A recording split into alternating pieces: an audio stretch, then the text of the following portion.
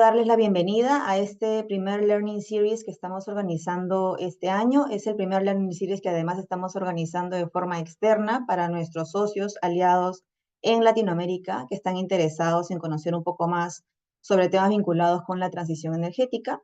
Como verán en la proyección que estamos haciendo ahorita, el nombre de este evento es Participación de los Pueblos Indígenas en la Transición Energética, Voces de América Latina. El día de hoy me acompañan 4 colegas aliados, tres personas que son representantes de población indígena de Perú o Colombia, y una colega de una organización de sociedad civil, DAR, Derecho, Ambiente y Recursos Naturales, que es socia nuestra en varios proyectos que implementamos en Perú. Entonces, vamos a empezar el evento con una pequeña introducción de los temas y el motivo por el que nos estamos reuniendo hoy, y luego voy a dar pase para presentar a las personas que nos acompañan. Como saben, América Latina es uno de los principales destinos de inversión en industrias extractivas. Históricamente, países como Perú, Colombia, Chile, México, que son los países en donde en NRGI estamos operando, se han basado en gran parte de su desarrollo en la explotación intensiva de recursos naturales, con modelos económicos que han sido fuertemente dependientes de las actividades mineras o hidrocarburíferas.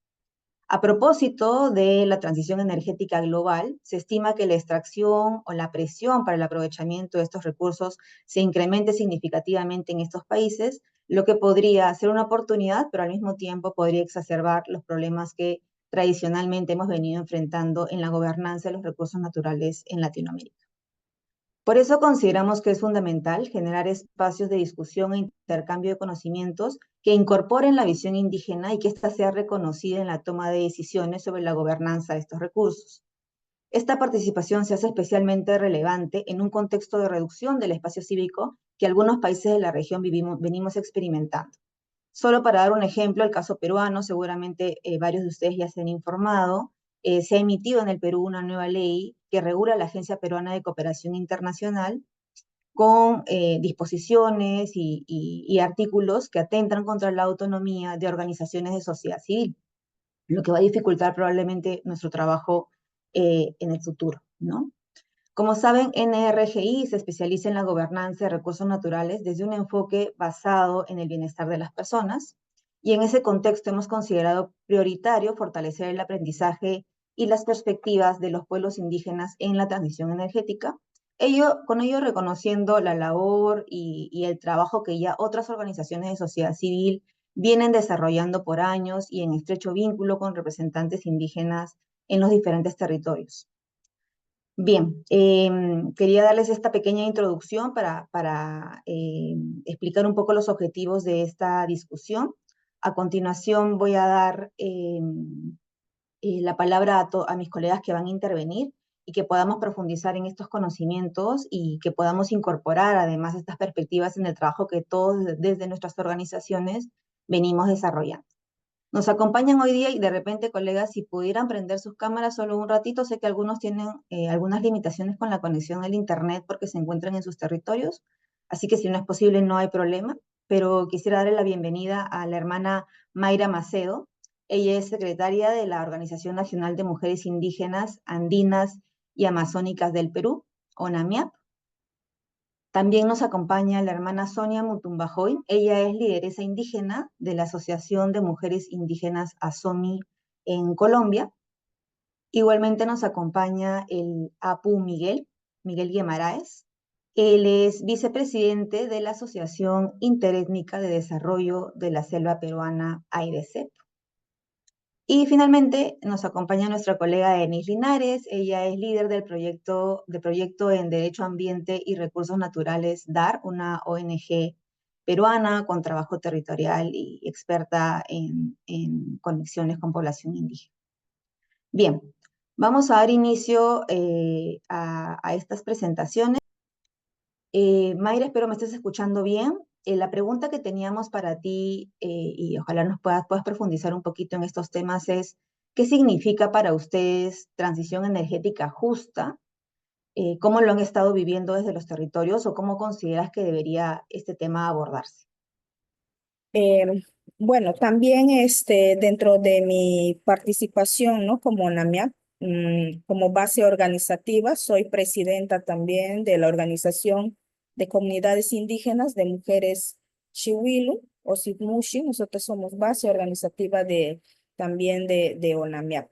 Bueno, con respecto a la pregunta, ¿no? En primer lugar, voy a dar un contexto de cómo se encuentra nuestros territorios, ¿no? Para poder hablar de cuál es la propuesta, ¿no? Que como mujeres indígenas estamos construyendo esa propuesta, ¿no? Para una energía justa.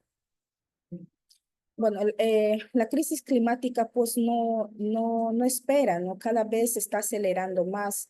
Estamos conscientes de esta crisis climática, ¿no? Global y las causas que la originan, ¿no? Lo cual nosotras identificamos que estas causas se encuentran en el capitalismo extractivista, su uso masivo de combustibles fósiles, también la acumulación individual y el fomento del hiperconsumismo, ¿no? Que esto pues, destruye a la naturaleza, que es así como nosotros vemos a todo lo que está en el territorio, la cual pues vulnera tremendamente nuestros derechos individuales y colectivos, ¿no? Porque afecta nuestra salud, nuestra producción y economías propias que tenemos los pueblos indígenas, nuestra soberanía alimentaria, ¿no?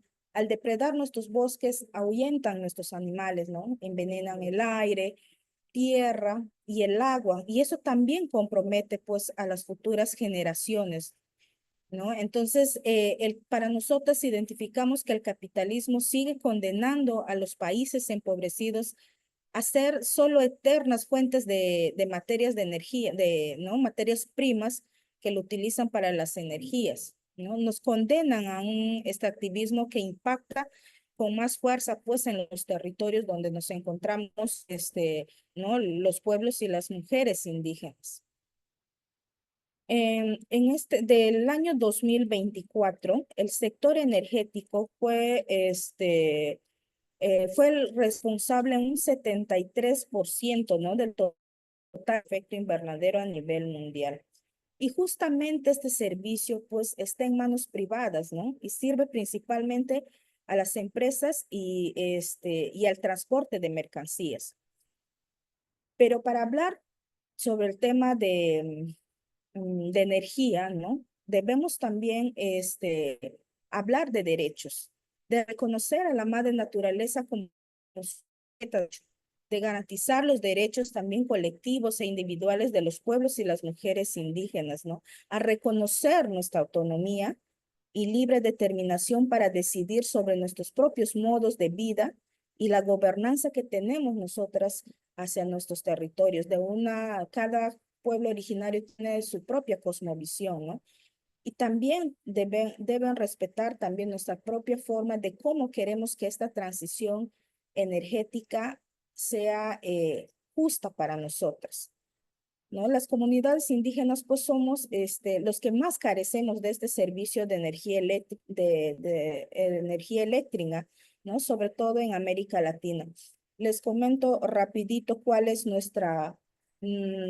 Por ejemplo, en mi comunidad nosotros tenemos el servicio de energía eléctrica del Mantaro, pero sin embargo es un servicio que no favorece a mi comunidad, al pueblo Shiwilo, porque han deforestado gran cantidad de territorio, pero ni siquiera tenemos el servicio. Hay 1 o 2 días y después ya no tenemos este servicio. Entonces, ¿no? Entonces, ¿cómo es que el Estado invierte cantidad de dinero en hacer proyectos de energía que ni siquiera favorecen a los pueblos indígenas? No nos han preguntado qué tipo de energía podría funcionar dentro de nuestro territorio, ¿no? Y también por eso es importante, ¿no? Evidenciar estas desigualdades, ¿no? Donde pues donde las brechas pues son existentes, ¿no? 4,3% de la población del área urbana carece de este acceso. 17,8% en el área rural. Y más aún, ¿no? Como les comentaba, lo que pasa en mi territorio, las brechas son más grandes si hacemos la comparación entre pueblos indígenas y población no indígena. Entonces, la brecha es más grande, ¿no? Porque de acuerdo a los últimos censos que hubo en el Perú en el año 2017, La cobertura del servicio de alumbrado eléctrico en las viviendas de la población que se autoidentificó como indígena en los Andes alcanza el 83.7%. En el área urbana este porcentaje es de 91.7, ¿no? Y en las comunidades es el 61.7%. ¿No? Entonces se puede ver estas brechas de desigualdad en cuanto al acceso a energía eléctrica. En el Perú cuenta con 7 centrales hidroeléctricas. 5 se encuentran en Lima y 2 que están en la región Junín. Pero esta energía que produce no llega a las comunidades de su entorno, ¿no? Entonces, en cambio, causan múltiples impactos en las vidas y los derechos de las comunidades, ¿no? Alteran nuestros ecosistemas terrestres y acuáticos. Ahora que se está viviendo claramente las inundaciones, hace poco había los incendios también, ¿no? Los incendios forestales, hay alteración de los ciclos hidrológicos, ¿no? Y del curso de los ríos. Muchas comunidades están quedando como aisladas de las vías de comunicación, ¿no? Porque los ríos se están tornando otro curso. También hay enfermedades que causadas por el deterioro en la calidad del agua, ¿no? Hay pérdida también de la conectividad entre comunidades, hay desconstrucción del tejido social, ¿no? También hay cambios de usos de suelo que afectan pues nuestra economía indígena, ¿no? Eh, en sí, la madre naturaleza nos brinda todas las fuentes de energía, como nuestros alimentos, ¿no? Están también los combustibles fósiles, el agua, el sol y el viento, pues que producen la electricidad, que son otras fuentes de energía, ¿no? Pero sabemos muy bien que esto nos puede brindar la madre naturaleza, pero ¿por qué entonces no estamos destruyendo esta madre naturaleza, ¿no? Y también lo que nosotras reconocemos como mujeres indígenas es que los seres humanos pertenecemos a la madre naturaleza. No es que la madre naturaleza nos pertenece, ¿no? A nosotros y no es para estar extrayendo sin ninguna conciencia también. Por eso es que nosotras decimos que no solo como mujeres y pueblos indígenas, no basta solo con una transición energética, ¿no? Hacer esta transición energética, si esta pues sigue dañando a la madre naturaleza, ¿no? Y fomentando más extractivismo en nuestros territorios. Cuestionamos también las falsas soluciones, ¿no? Como el extractivismo verde que sigue explotando a la madre naturaleza, mercantilizándola, ¿no? Con estas falsas soluciones también de enfrentar la crisis climática, que es el negocio del carbono, con el que los países ricos, pues que concentran las mayores emisiones de gases de efecto invernadero, pagan para seguir contaminando a los países más pobres, ¿no? Como el Perú. También cuestionamos también que esta transición energética promovidas por las corporaciones multinacionales, ¿no? Y los estados también que la sirven, porque cambian un extractivismo por otro, ¿no? O sea, quieren hacer la transición energética, pero utilizando otro tipo de extractivismo, ¿no? Como con la extracción de minerales como cobre y litio, ¿no? Por ejemplo, para los paneles solares.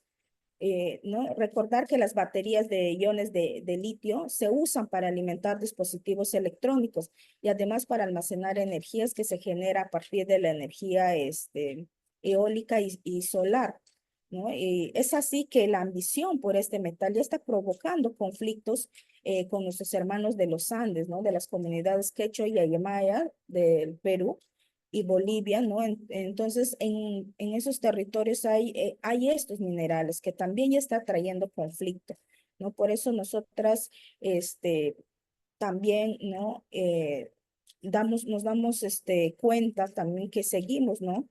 Que, que seguimos viviendo un mundo, colonizado, en que las grandes, pues, corporaciones crean necesidades ajenas a nuestros modos de vidas ancestrales. ¿no? Haciéndonos pues consumistas y dependientes, ¿no? Pero para romper eso, pues necesitamos cambiar de paradigmas, ¿no? Abandonar la cosmovisión occidental antropocéntrica que solo ve a la naturaleza como fuente de recursos para explotar y exigir, ¿no? Que sea reconocida como un ser vivo y sujeto de derechos, ¿no? Como que todo tiene vida. Bueno, ante todo esto, pues cada año se realizan las COPs, ¿no? Las conferencias de parte de las Naciones Unidas sobre el cambio climático, ¿no? Donde justamente ahí pues discuten, toman acuerdos que no se cumplen muy poco, porque no existe voluntad política, ¿no? Porque se aferran al poder, porque desde no su antropocentrismo siguen viendo a la naturaleza como un depósito de recursos, ¿no? Y no como la que contiene todas las vidas, ¿no? Entonces, hay discusiones de cómo hacer esta transición energética, pero no se cumplen estas visiones, ¿no? Por eso, nosotras, desde nuestra identidad cultural, el ejercicio de nuestros derechos, ¿no? Como parte del tejido de cambios estructurales indispensables para nosotras, para construir el buen vivir y la vida plena, es que desde la construcción, desde las mujeres indígenas, desde las 14 bases que tenemos a nivel de las 10 regiones donde están las bases organizativas de la UNAMIAP, es que planteamos que sea una transición justa, soberana y popular. ¿Por qué necesitamos que esta transición energética sea justa? ¿No? Que parta por reconocer los derechos colectivos e individuales de los pueblos y las mujeres indígenas y los derechos también de la madre naturaleza, que combata las desigualdades que ya les había mencionado, que sea soberana, ¿no? Porque que sea decidida colectivamente en ejercicio de nuestra autonomía y libre determinación. Y popular, porque tiene que ser para todas, ¿no? Que sea de todas y para todos y todas. Además, que garantice nuestros derechos individuales y los derechos de la madre naturaleza. Siempre nosotras pensamos en nuestra madre naturaleza. También se plantea que esta transición energética sea a través del uso de energías limpias, ¿no? Sin embargo, también es un reto, ¿no? Porque un cambio de matriz energética resulta también ineficiente, ¿no? Si no se enmarca en un proceso de transformación integral, ¿no? Que cambie, que comprenda también cambios en la organización, los modos de distribución de estos sistemas de producción y consumo de energía. Por ejemplo, hay experiencias, ¿no? Nos compartían las hermanas de México, por ejemplo, que ahí la transición energética, pues, hay, eh, interviene en la juventud, ¿no? También, por ejemplo, desde las comunidades, para que esta juventud también tenga acceso, ¿no? Como una oportunidad laboral en la producción de esta energía, ¿no? Que refuerce también nuestra identidad cultural, ¿no? Además, la energía también debe ser producida por las propias comunidades, donde también puede usarse para la dotación de agua limpia, ¿no? Destinada a nuestro consumo y a nuestras actividades productivas. Por eso nosotras hemos, hemos, hemos aportado para la creación de una hoja de ruta, ¿no? Para avanzar hacia una transición energética justa, ¿no? Donde pues reconocer, en principio, reconocer el derecho a la energía como un derecho colectivo y vinculado a los derechos de la madre naturaleza. También nosotras necesitamos garantizar el respeto a los derechos humanos colectivos e individuales en política, programa y proyecto de transición energética. También es importante garantizar la participación de los pueblos y las mujeres indígenas en el diseño, implementación y vigilancia de toda política que se quiera hacer con respecto a la transición energética. Y también es importante romper la propiedad privada concentrada de la producción y distribución de energía. como decía, ¿no? La transición energética para ser justa no se debe cambiar un extractivismo por otro. Y para cerrar las desigualdades en el acceso de la energía, ¿no? Con energías limpias, accesibles, confiables y asequibles, es necesario tener acceso oportuno a la información y acceso a la justicia ambiental, que nosotras siempre lo hemos reclamado, ¿no? Por eso una también de nuestras demandas es articular el trabajo, ¿no? Acciones y plataformas y agendas desde lo local, regional, hasta lo nacional para impulsar procesos de transición energética y ecológica en nuestros territorios. ¿No? Ahora que se viene la COP30, ¿no? Ahí presionar y exigir al gobierno nacional que así como múltiples, ¿no? Otros estados, ponga fecha límite para la exploración y explotación de gas y petróleo y resarcir los daños que su extracción ha causado en los pueblos durante más de medio siglo. En la Amazonía peruana, ¿no? Hay más de 50 años de explotación petrolera y derrames petroleros que hay en los territorios y hasta ahorita no hay sanción para las empresas y no hay remediación para los territorios, ni para las personas que están ahí, ¿no? Con metales, con enfermedades, metales en la sangre y no hay apoyo y no hay intervención desde el gobierno, ¿no? Por eso nosotras, no, es importante para nosotras exigir al Estado que implemente políticas efectivas de transición energética que incluyan financiamiento, fortalecimiento también de capacidades y mantenimiento sin que implique el pago o endeudamiento a empresas privadas.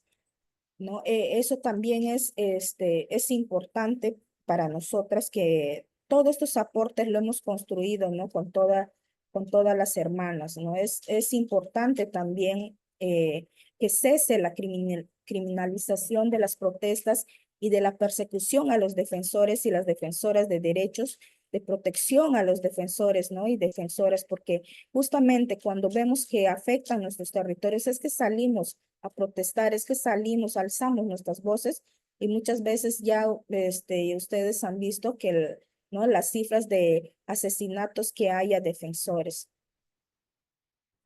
Y bueno, sí, y también es importante, ¿no?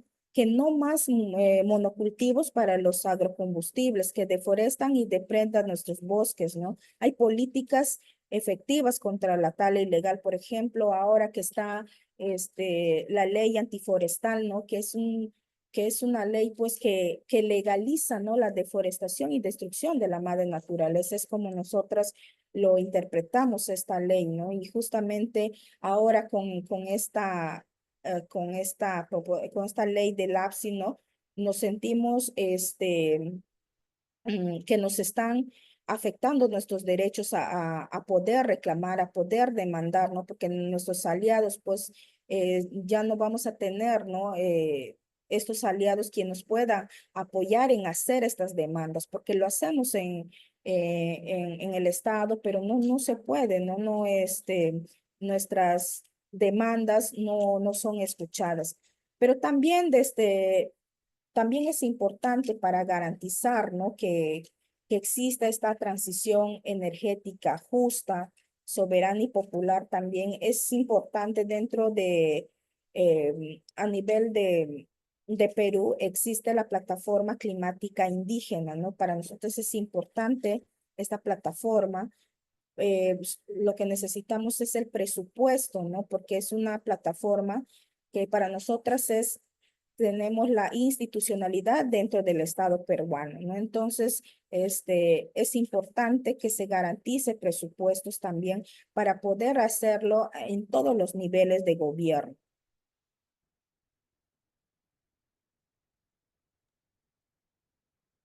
Bien, Mayra, muchísimas gracias por tu intervención. Realmente muy interesante escuchar todos los temas que ustedes tienen que enfrentar en territorios, la visión tan clara que tienen de lo que debería ser transición energética justa, soberana y popular en el Perú. Las menciones que has hecho al buen vivir, que tiene que ser reconocida, esta visión de desarrollo que tiene la población indígena dentro de cualquier política pública que pueda tener algún nivel de impacto en la forma en que ustedes desarrollan sus actividades y cómo viven, y la deuda histórica que tenemos en el Perú, pero que también se manifiesta como una problemática en varios otros países que aprovechan hidrocarburos o minerales que son los pasivos ambientales, ¿no? Estos rezagos de la actividad que no han sido remediados y que finalmente impactan directamente en la vida de la población que se encuentra en las áreas de influencia de estos proyectos, ¿no? Entonces, gracias por hacer mención a eso. La infografía ha estado súper interesante y muy didáctica además. Y ahora le quiero dar la palabra a Sonia. Sonia Mutumbajoy, como les decía, es lideresa indígena de ASOMI. ASOMI es una asociación de mujeres indígenas ubicada en Colombia. ¿Cuáles han sido, Sonia, las transformaciones sociales al interior de los territorios indígenas a raíz del incremento de la explotación de minerales que son utilizados para la transición energética? ¿Y qué desafíos han enfrentado y cuáles han sido las estrategias de respuesta que ha adoptado ASOMI ante esta situación?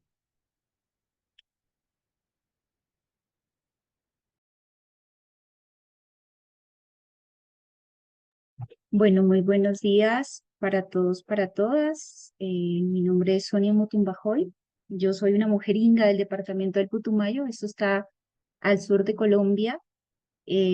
Antecediendo a la presentación, yo hago parte de un colectivo de mujeres que es ASOMI, una asociación de mujeres que integra 5 pueblos indígenas de la Amazonía colombiana, donde se han convocado sobre todo abuelas, sabedoras, mujeres de conocimiento de la medicina ancestral y lideresas también que han desde sus rincones del territorio enfrentado o abanderado la lucha y la defensa por la conservación del territorio mismo.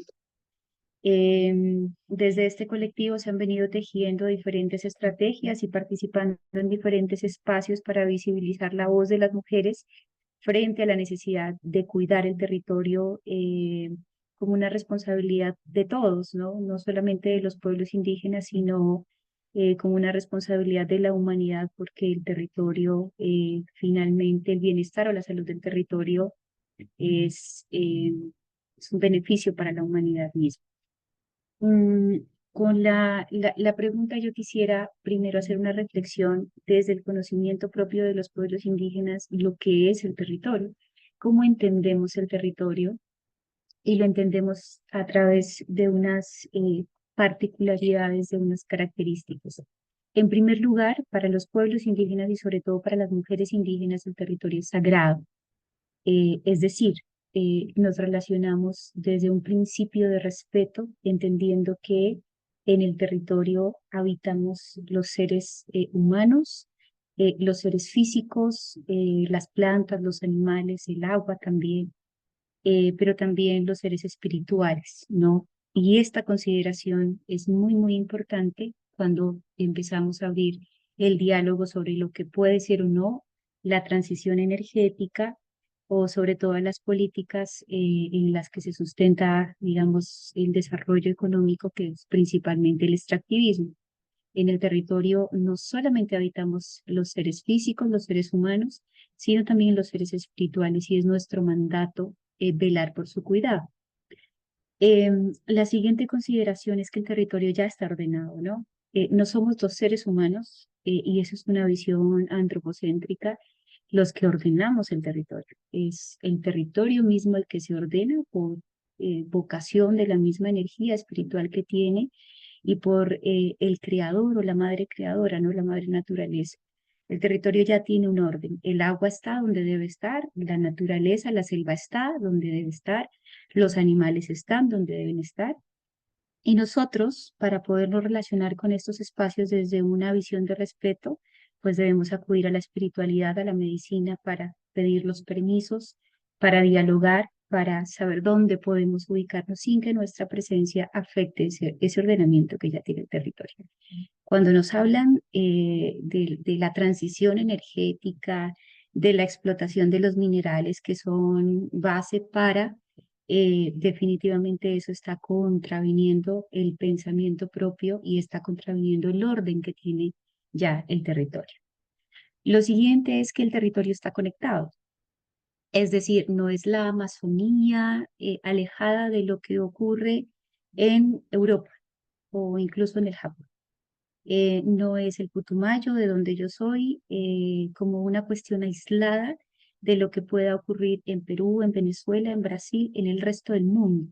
El territorio es uno solo y todo lo que ocurra en un lugar, en un espacio del territorio, le va a ocurrir al resto, de alguna u otra manera, porque hay algunas conexiones que son visibles, pero también hay conexiones que son invisibles, ¿no? En este mundo espiritual, y sobre todo la conectividad a través del agua, ¿no? Entonces, el cuidado del territorio, pensarnos en este hoy y que nos convoca al conversatorio, que es la transición energética, es pensarnos también que lo que sea que nosotros hagamos en el territorio, en cualquier espacio de este, nos va a terminar afectando de una u otra manera. Lo siguiente es que cada ser que habita el territorio es sintiente, ¿no? Siente, piensa y tiene una función en el territorio. Los minerales también. Entonces, esta visión de que necesitamos sacar los minerales, el cobre, el oro, para el caso del Putumayo, y con la situación que tenemos, el molibdeno también, pensada desde esa función, desde afuera, desde la función de producir energía limpia, entre comillas, em, nos lleva también a recordar cuál es la función que tienen esos minerales desde el pensamiento propio de los pueblos indígenas y por qué están donde están. Es decir, donde están cumpliendo una función. La naturaleza, el ser creador no los dejó allí porque simplemente fue un azar. Están allí porque desde este tejido de pensamiento propio cumplen una función vital para que se produzca la vida, incluso el agua, en el lugar donde están. Incluso algunos abuelos y abuelas sabedoras dicen que donde está guardado el cobre, donde está guardado el oro, hay unos seres espirituales también cuidadores que no pueden salir a este mundo exterior, porque si eso pasara, hay unos efectos, hay unas consecuencias que pueden afectar la salud de quienes estamos afuera y pueden afectar la salud del territorio en su exterior. Es decir, que la función de los minerales no es producir energía para el ser humano, ¿no? Fabricar, no sé, computadores, celulares, lo que nos han dicho, incluso energía alternativa, paneles. La función de los minerales es estar donde están, porque allí cumplen una función vital, ¿no? Y eso nos lleva entonces a una reflexión también sobre lo que está pasando en mi territorio, en nuestro territorio, y es la presencia de una multinacional, hoy pues bajo la denominación de Iberocobre. Sabemos que tiene capital extranjero, capital canadiense, y ha llegado a este territorio que es la Andino-Amazonía. Esta foto que ustedes pueden ver al fondo es una foto del territorio, son las montañas del territorio, y justo sobre esas montañas hoy hay una aspiración de esta empresa de explotar sobre un área más o menos de 7.830 hectáreas, que son los títulos minores que hoy están otorgados sobre estas montañas, de extraer cobre y molibdeno. Se considera el yacimiento que tiene Mocoa, que es justamente donde está uno de los más grandes de Latinoamérica y por supuesto de intereses múltiples para poder llegar a esta zona del territorio a extraer el mineral con estos propósitos de transitar, ¿no? De la transición energética. Para nosotros, los pueblos indígenas, para las mujeres indígenas, esto es de profunda preocupación porque es justo allí, en esta montaña, en este territorio, donde se hace palpable esta visión que tenemos del territorio conectado, del territorio espiritual, del territorio donde los minerales cumplen una función de sostener la vida de la montaña misma. Allí se pretende extraer cobre y molibdeno. Y nos han dicho lo mismo, ¿no? Esto es necesario, esto va a traer desarrollo, esto va a mejorar las condiciones de vida, todo desde el punto de vista material, por supuesto, va a mejorar las condiciones de vida de la población. Esto es, de cierta manera, una cuestión, responde más bien, ¿no?, al interés general, pensado en esa visión muy, muy antropocentrista de la explotación y el extractivismo, y esto de cierta forma tiene que hacerse. Como sabemos, la montaña y justo donde está el proyecto es una zona de transición entre la parte andina, la zona andina y la Amazonía. Ahí empieza ya la gran llanura amazónica. Ahí está la estrella hídrica, precisamente nace el agua que surte el municipio, pero también el departamento y probablemente la Amazonía. Nacen gran parte de los ríos que hoy nos convocan a su cuidado, pero también diversidad de especies, plantas, animales, plantas endémicas que solamente están allí, plantas medicinales que solamente se producen en ese territorio y por supuesto la vida espiritual. A la par de este proyecto, hay otros que refuerzan, digamos, como su presencia, la construcción de vías también. Entonces tenemos una vía que está proyectada desde hace varios años y justo atraviesa toda esta montaña que ustedes pueden estar viendo allí en la fotico de fondo. Es el proyecto denominado Variante San Francisco Mocoa, que se vende de la misma manera que la explotación de cobre. En este momento no está en fase de explotación, está en fase de exploración, pero se vende de la misma manera para mejorar las condiciones de vida, para evitar que los accidentes que son frecuentes por la vía existente actualmente cobren más vidas humanas. Entonces necesitamos realizar esta carretera, pero realmente sabemos que esto no responde a los intereses de proporcionar mejores condiciones de vida de la población, sino responde a intereses extractivistas. Definitivamente esta vía es una vía para el cobre.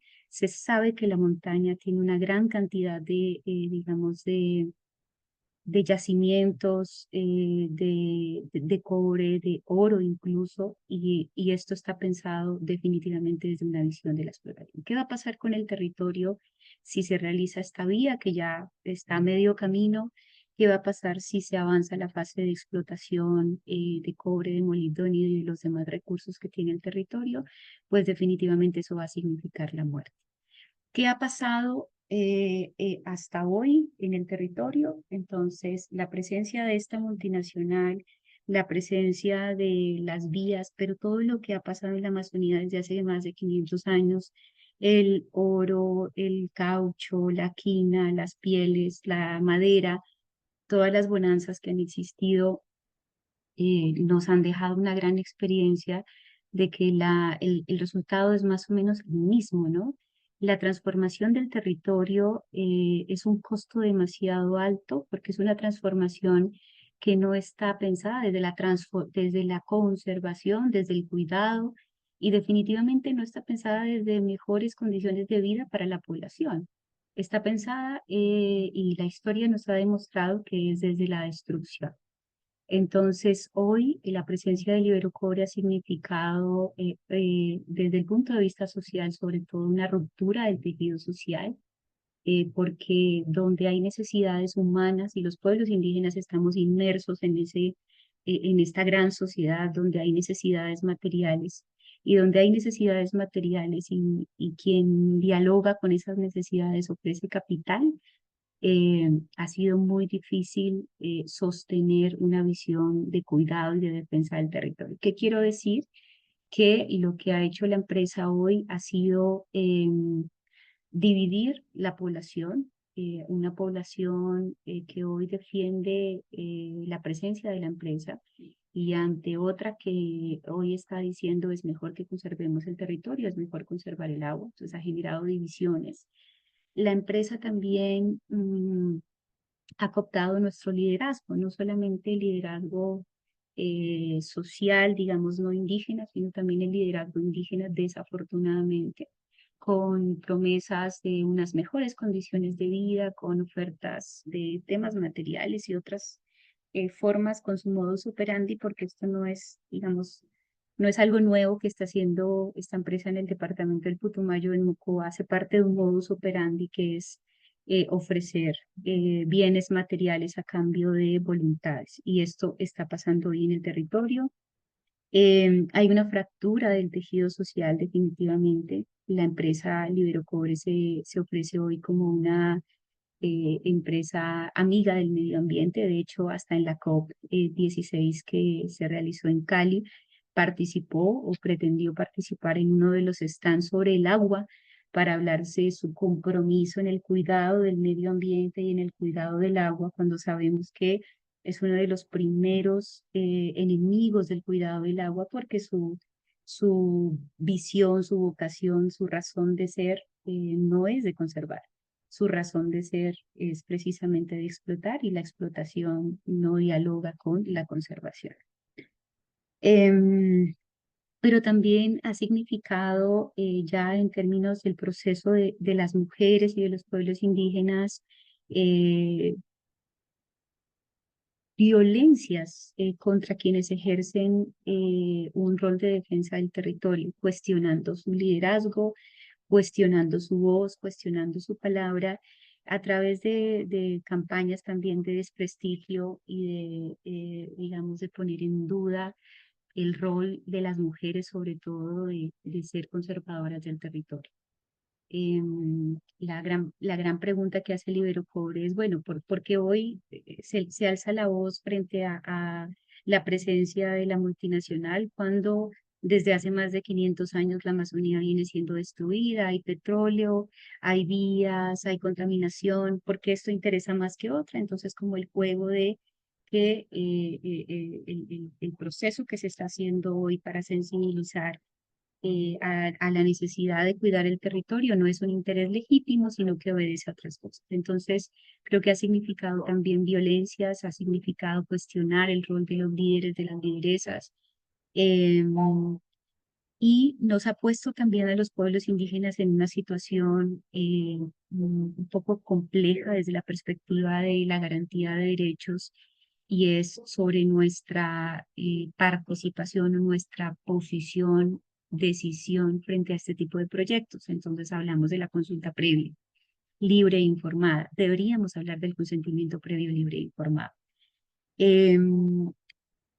Los pueblos indígenas somos convocados a través del derecho que tenemos a participar en estos procesos, y ya tenemos una experiencia donde una de nuestras comunidades tiene en el camino un proceso de consulta previa, y nos hemos preguntado: ¿consulta previa para qué?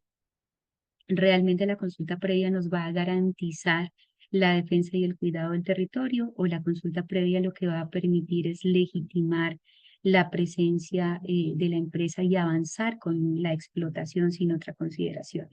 Porque hoy por hoy, y que esto nos suene, digamos, como una visión detractora del derecho a la consulta, porque finalmente es un derecho, pero de la forma en que hoy se está implementando, simplemente lo que ha hecho es legitimar y dar pie o permitir avanzar de una manera mucho más rápida los intereses extractivos, porque es considerada sobre todo un requisito de forma, cuando de trasfondo tiene otras cosas, cuando el derecho a la consulta y al consentimiento previo, libre e informado realmente lo que debe hacer es garantizar que los pueblos indígenas puedan seguir viviendo en el territorio, que podamos seguir viviendo en el territorio conforme a nuestro pensamiento y a nuestra forma de entender el territorio. Y lo que ha hecho es simplemente dar pie para que se realicen los proyectos. Se convierte en un requisito para obtener una licencia y ya. Y finalmente la decisión no es de los pueblos, sino que la decisión es de agentes externos. Frente a todo esto, ¿qué estamos haciendo en el territorio? ¿Qué están haciendo las mujeres indígenas? ¿Qué está haciendo no solamente las mujeres, los pueblos indígenas, sino también la sociedad civil? Entonces, nos hemos convocado a través de la organización y fortalecido unos principios que son los principios como de lucha, si se quiere decir, o los principios de defensa del territorio. Lo primero es el pilar de la espiritualidad. Los pueblos indígenas de la Amazonía colombiana y los que estamos convocados en la Asociación de Mujeres ASOMI somos pueblos de Yagé, planta de poder espiritual. Entonces, una de los pilares fundamentales para orientar el quehacer y sobre todo para fortalecer la defensa y el cuidado del territorio es la espiritualidad. Convocarnos en espacios espirituales, ceremoniales, ha sido una de las banderas de lucha, pero también la formación política y en derechos, ¿no? Las mujeres necesitamos conocer y desde el conocimiento, desde el poder de la información, poder generar unas como medidas mucho más eficientes para el cuidado mismo del territorio. Lo siguiente es un principio de este proceso y es ser inteligente en las luchas, dicen las mujeres. ¿Y por qué hablamos de eso? Porque hay diferentes formas de defender el territorio. No todas las luchas tienen que ser desde la confrontación, pero podemos explorar otras vías para defender sin que necesariamente hoy la defensa del territorio nos cueste la vida, ¿no? En algún momento decíamos, si es por defender el territorio, pues podemos morir con dignidad, pero este discurso ha venido evolucionando para decir que la defensa del territorio, al contrario, no nos cueste, sino que al contrario podamos sensibilizar a quienes están también hoy promocionando este tipo de prácticas, de que el cuidado del territorio nos convoca a todos. Y el principio de la unidad, es decir, que todos avancemos desde un solo pensamiento y un solo lenguaje. Y esto es uno de los grandes desafíos que hoy esta multinacional, que la inminencia de la extracción, de la explotación de cobre y molibdeno se realiza en el territorio nos confronta también, porque el tejido de pensamiento y reunirnos, convocarnos en un solo pensamiento de cuidado del territorio ha sido muy complejo. La estrategia de la empresa ha sido la división y eso nos está costando también a los pueblos indígenas. Entonces, este principio hoy tiene más vigencia que nunca y definitivamente se convierte en uno de los grandes desafíos. A la par de eso, estamos transmitiendo, promocionando espacios de transmisión de conocimiento, realizando conversatorios, fortalecimiento de chagras, generando alianzas estratégicas con otras organizaciones indígenas, pero también de la sociedad civil, quienes se han movilizado frente a este tema. ASOMI tiene hoy una gran apuesta de crear zonas de reserva de la sociedad civil como áreas protegidas, donde precisamente el cuidado del agua es uno de los elementos esenciales y generando mandatos desde el derecho propio, desde la autonomía también de los pueblos indígenas para la defensa del territorio. En general, los pueblos indígenas de la Amazonía también han venido apostando a la creación de planes de ordenamiento ambiental indígena que más allá de ordenar el territorio desde acá es simplemente el reconocimiento del ordenamiento que tiene el territorio para poderlo respetar. Y no sé cómo está mi tiempo, pero quisiera ir como redondeando esta, esta pequeña conversación con esta pregunta, ¿no? Que tenía nuestra compañera anterior, pero es como para dejarla sobre la mesa también y es si realmente es posible hablar de una transición energética justa, ¿no? Creo que es un poco el ejercicio de hoy. Eh, y si bien no tengo las respuestas, solo tengo más preguntas y es cómo podemos hablar realmente de una transición energética justa, donde los pueblos y las mujeres indígenas participemos en la toma de decisiones. Se habla de distribución equitativa de beneficios, pero también distribución equitativa de los impactos. Se habla de respeto a la garantía o respeto a los derechos humanos, eh, respeto a los conocimientos propios de los pueblos indígenas para garantizar una transición energética justa. Se habla de incorporar los conocimientos de los pueblos indígenas en, digamos, todo este proceso de transición, pero también en hacerle frente a los efectos hoy de la crisis climática. En general, se habla de muchas cosas para hablar de que es posible transitar o hablar de una transición energética justa. Entonces, esa reflexión es simplemente en un escenario y les muestro un mapa del departamento del Putumayo, cómo está hoy respecto de las intervenciones territoriales. Entonces, ustedes ven todo el territorio intervenido con desde una visión también extractivista con extracción petrolera, pozos petroleras, con proyectos de exploración sísmica. Todo esto que vemos aquí son las líneas de los proyectos de exploración sísmica, pero también los títulos mineros, o las solicitudes mineras que hoy están traslapadas sobre el territorio, pero también los focos de colonización y los focos de otros intereses.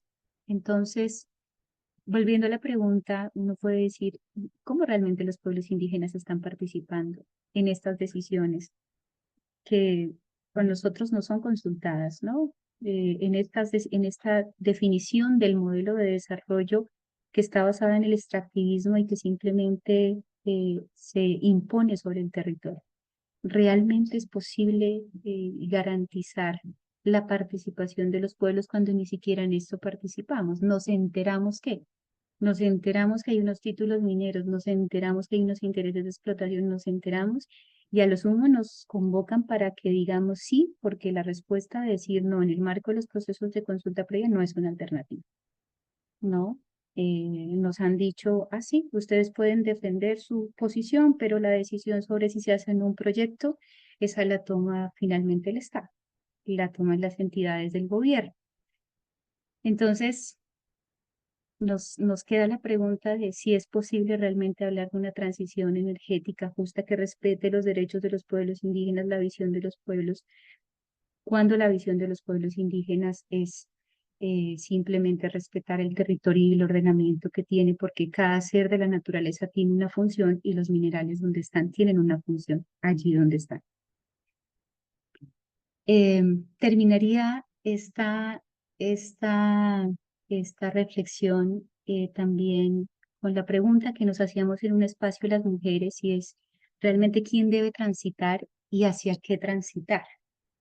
Y si la gran pregunta hoy es si es de dónde sacar el cobre y la función que puede tener el cobre por fuera del territorio del subsuelo donde está, o del mundo de abajo, para no decir subsuelo, sino más bien la pregunta es, o sea, no es, quiero decir, la pregunta fundamental hoy no es de dónde sacarlo y cómo sacarlo y en qué nos beneficia extraer. La gran pregunta es cómo conservar. En unos años la gran pregunta va a ser más que de dónde hay cobre, es dónde hay agua, ¿no? Es donde hay alimento realmente, donde hay una posibilidad de vida en términos de salud integral, ¿no?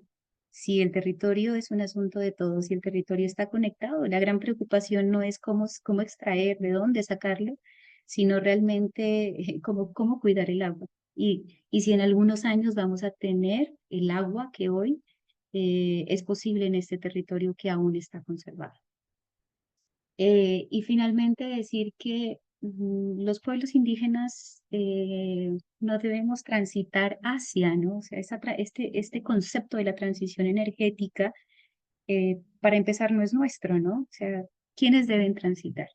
Y realmente creemos que quienes deben transitar, la humanidad debe transitar hacia unas mejores formas de relacionarse con el territorio, hacia un entendimiento, una comprensión del territorio como la base de la vida, eh, y hacia un entendimiento de que si no cuidamos el territorio, estamos contraviniendo nuestra propia existencia. No, creo que nos ha dicho la ONU que estamos en el punto de no retorno, que la humanidad tiene contada el agua. De hecho, en estos momentos estoy en Bogotá. Por aquí hay racionamiento de agua cada semana, porque las reservas de agua no son suficientes para garantizar la sostenibilidad o las actividades que se realizan permanentemente en la ciudad. Eso creo que debería ser lo que nos preocupe hoy en este cuento de la transición. Terminaría allí mi presentación. Muchísimas gracias.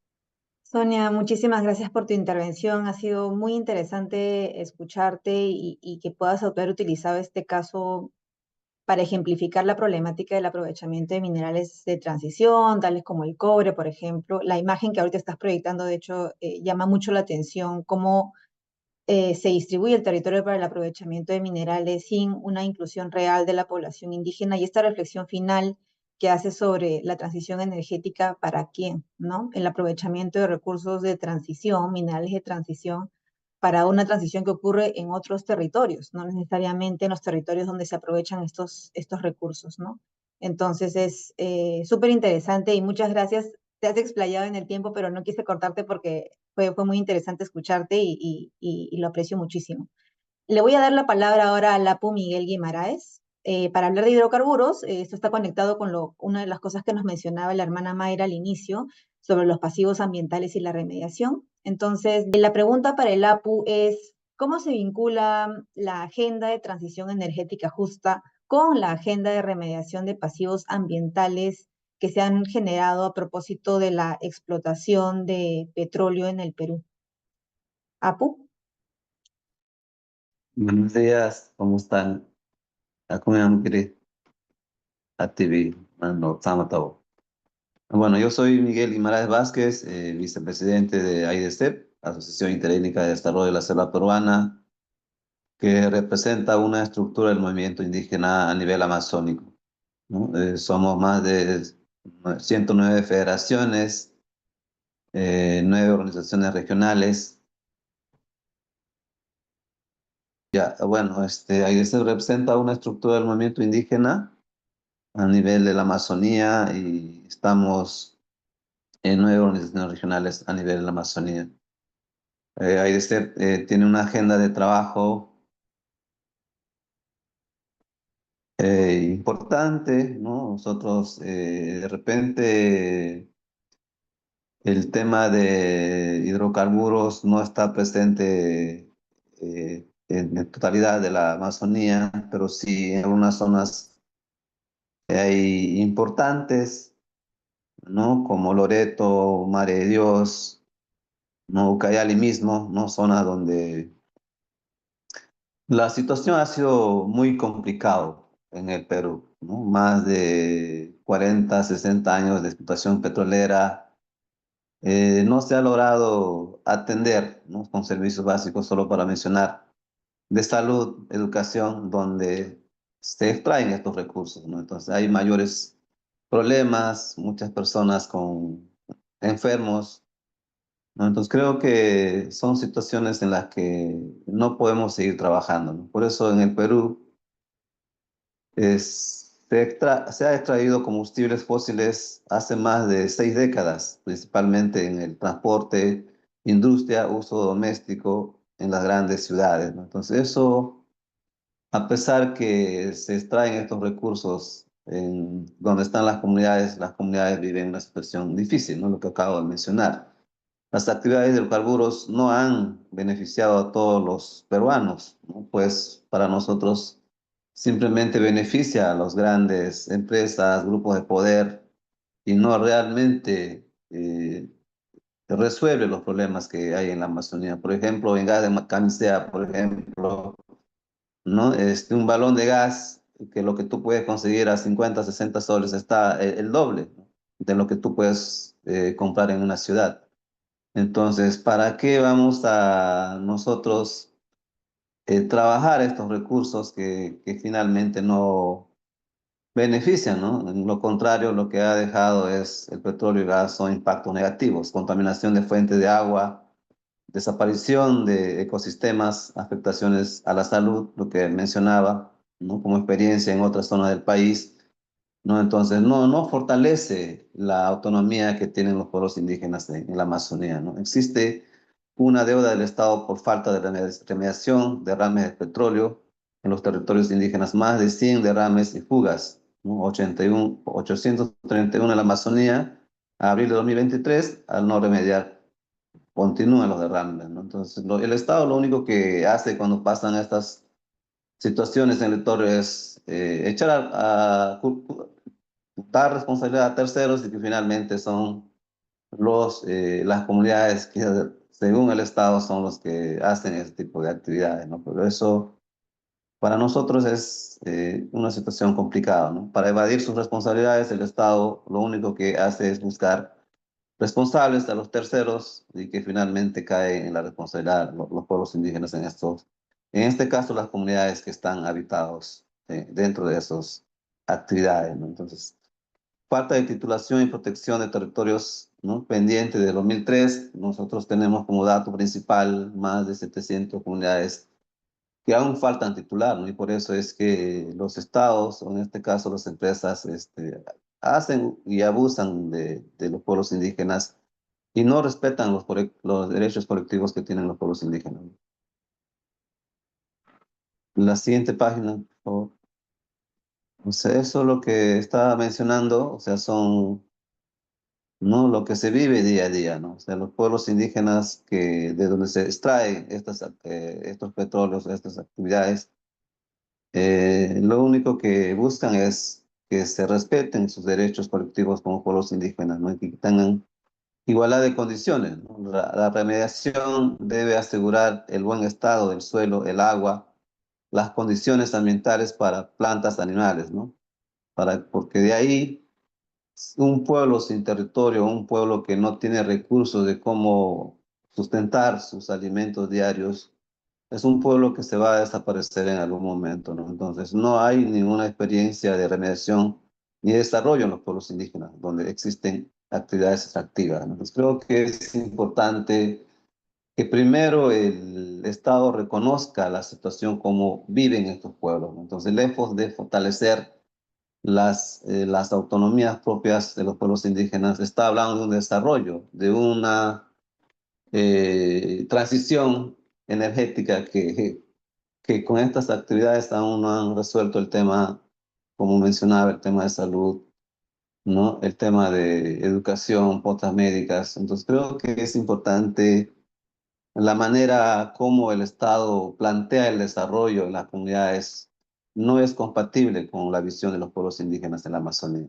Por eso en la imagen podemos ver, ¿no? O sea, son situaciones que día a día pasan y que finalmente no hay respuesta a lo que los pueblos indígenas están enfrentando en la Amazonía. Hay una deuda social importante, pero eso los gobiernos de turno hasta ahora no han podido eh, responder, ¿no? La expectativa que tienen los pueblos indígenas en la Amazonía respecto a la presencia de la actividad de hidrocarburos en las comunidades.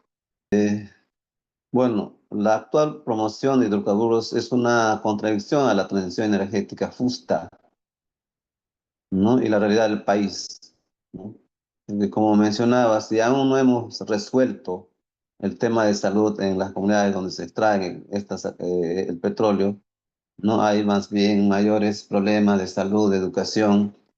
¿Cómo podemos hablar de una transición energética justa, ¿no? Porque primero tenemos que resolver la deuda social que existen con los pueblos indígenas, ¿no? Superposición con comunidades, territorios indígenas. Son 250 comunidades nativas en las que se superponen estas áreas de hidrocarburos, ¿no? Ahora se denomina promociones, ¿no? Entonces no considera realmente que en estos territorios están los pueblos indígenas viviendo hace muchísimos años, antes de la creación inclusive de los estados, ¿no? También se superpone a sitios con gran diversidad biológica e importantes para contrarrestar el cambio climático, como por ejemplo el abanico de las Patasa, la Reserva Nacional Pacaya Samiria, ACR Alto Nanay, Pintuyacu, Chambira, Reserva Comunal Amaracairi, ¿no? Entonces, Parque Nacional Bajuana, Reserva Territorial Mashco-Pero, ¿no? Son ejemplos,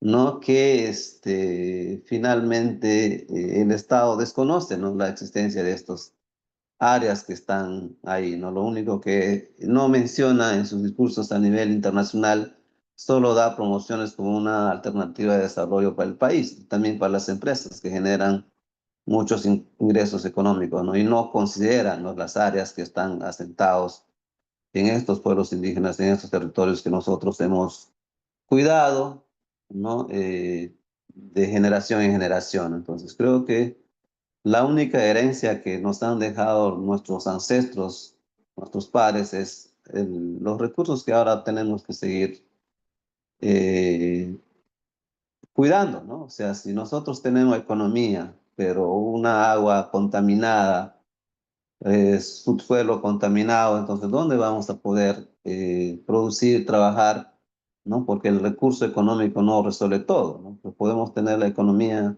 o los recursos necesarios, pero si no hay dónde producir, dónde comprar, entonces los impactos de repente más adelante van a ser mayores, ¿no? Entonces, ¿dónde van a quedar nuestras generaciones, ¿no? Que no van a tener los mismos recursos que nosotros tenemos ahora de conocer eh, árboles maderables, ¿no? De tener, igual, ¿no? O sea, solo en la historia conocemos que nosotros teníamos muchos recursos, como oro, por ejemplo, pero ¿dónde están esos recursos, ¿no? O sea, se han ido a parar en otros países como España, ¿no? ¿Y dónde estamos nosotros los pueblos indígenas que hemos tenido estos recursos? Estamos viviendo en peores condiciones, ¿no? O sea, ¿de qué tipo de desarrollo habla el Estado mientras no resuelve los problemas del país, en este caso de las comunidades nativas, ¿no? Su población a 339 localidades, pertenecientes a 21 pueblos indígenas originarios: Achuar, Amahuaca, Ashánica, Axénica, Abajún, Chapra, Aramu, Jíbaro, Cacataibo, Andoshi. No son datos, no pueblos indígenas que están asentados en estos territorios, ¿no? Pero es el elemento tan importante que tienen los pueblos indígenas para el Estado. Es un vacío, ¿no? El Estado simplemente está viendo cómo generar ingresos económicos para las empresas, no para las comunidades o pueblos indígenas que viven en estas áreas. Entonces, 161.438 hectáreas de territorios de pueblos indígenas se encuentran en los ámbitos de las nuevas áreas que ahora mismo se está promocionando en diferentes espacios globales, ¿no? Foros. Entonces creo que es importante también que el Estado pueda realmente asumir su rol que le corresponde de proteger a los pueblos indígenas, ¿no? Lejos de estar promocionando áreas donde están los pueblos indígenas o donde estamos viviendo los pueblos indígenas durante muchísimos años. La siguiente página.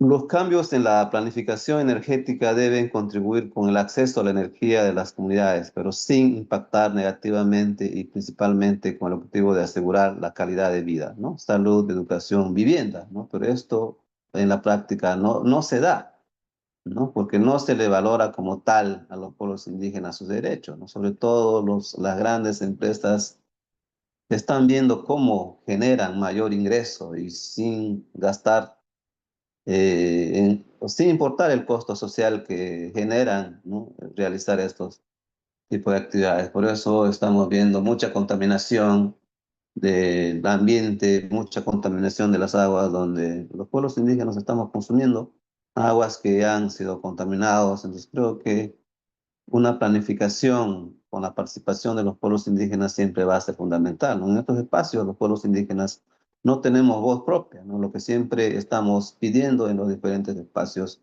nacionales, globales, ¿no? Pero esto, a pesar de nuestros esfuerzos, no se está dando la oportunidad como debería ser, ¿no? No hay una participación plena, no hay suficiente información para poder tomar decisiones, ¿no? Consultas que solo se convierten en una reunión de una hora y que finalmente se pasa como una consulta, ¿no? Entonces son realmente situaciones que estamos enfrentando ahora mismo. No tengo experiencia de haber pasado lote 200 en Ucayali, ¿no? Donde supuestamente hubo consulta y finalmente han habido reuniones de una hora solo para informar y que finalmente se pasa como una consulta a los pueblos indígenas, ¿no? Entonces complicado la situación o cómo las autoridades vulneran los derechos de los pueblos indígenas sin tener una participación efectiva.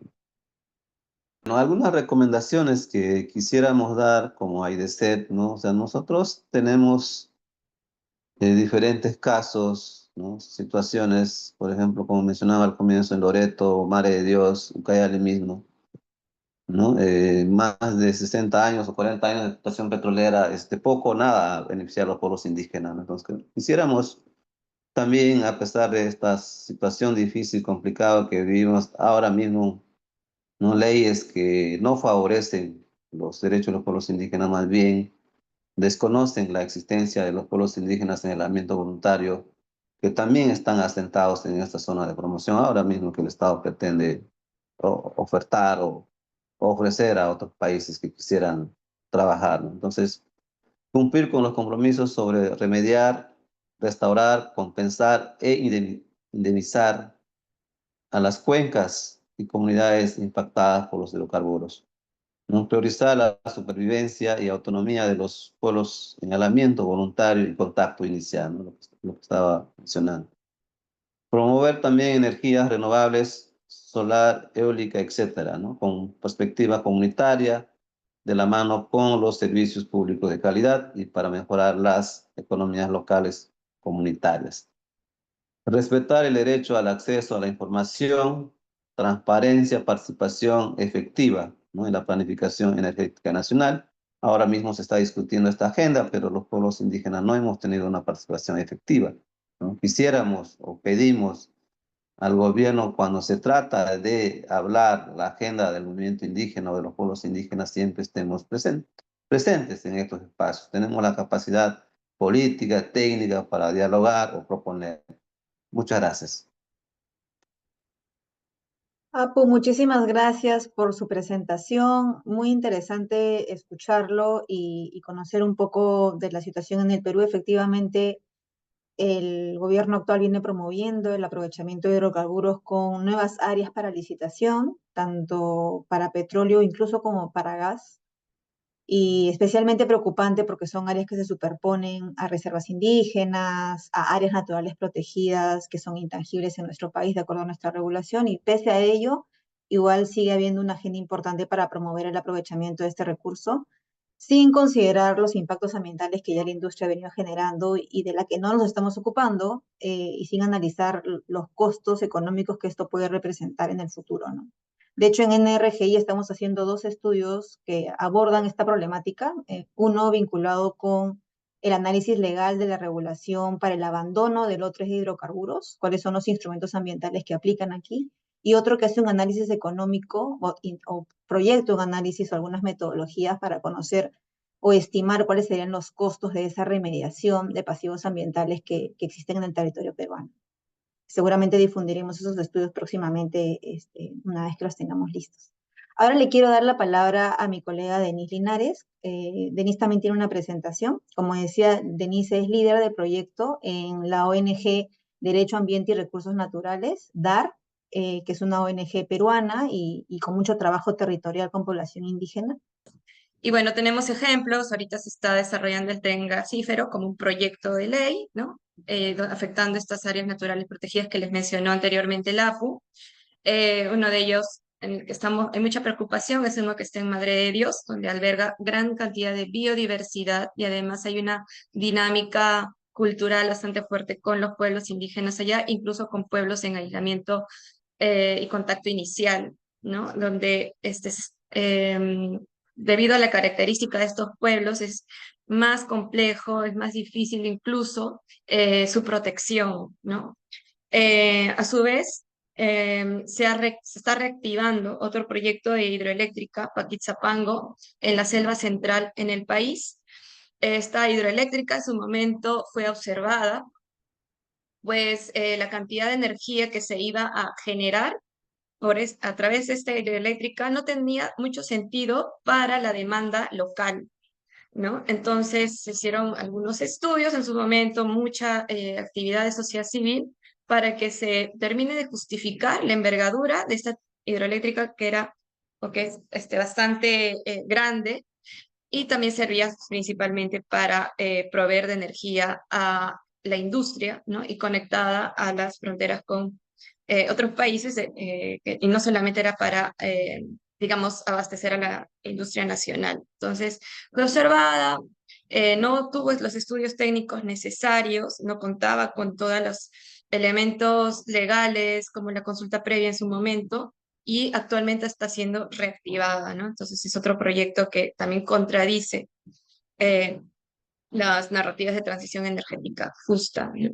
Eh, entonces, bueno, nosotros ya yendo un poco al análisis de cómo estamos trabajando como sociedad civil, desde dar, creemos que debe ser justa, ¿no? Estamos apostando a generando análisis, intercambios, para tener algunos consensos con sociedad civil, con las organizaciones indígenas, con las comunidades locales.